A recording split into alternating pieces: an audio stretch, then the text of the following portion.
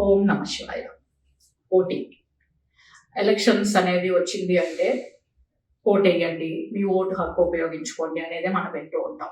Of course దానికి తగ్గట్టు voting percentage కూడా బాగా పెరిగింది. అయినా సరిపోదు. మొన్న చెన్నై నుంచి ట్రావెల్ చేస్తున్నప్పుడు ఒక యూనివర్సిటీ ప్రొఫెసర్ కనిపించారు. వాళ్ళ యూనివర్సిటీలో వచ్చిందే ఓటింగ్ రోజు హాలిడే కూడా అనౌన్స్ చేశారు. బట్ ఆయన మరుసటి రోజు చూసేటప్పటికి 20% కూడా ఓటు వేయలేదంట.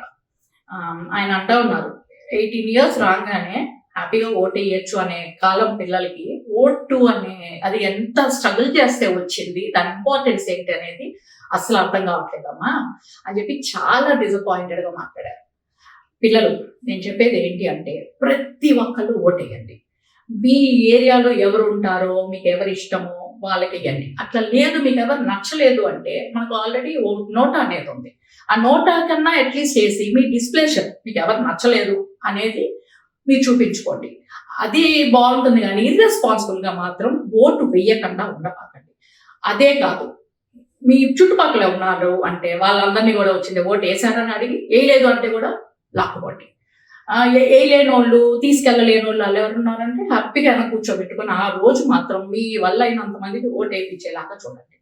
నేను మళ్ళీ చెప్పేది ఏంటంటే ఖచ్చితంగా ఓటేసి మీ ఓటు హక్కును ఉపయోగించుకోండి.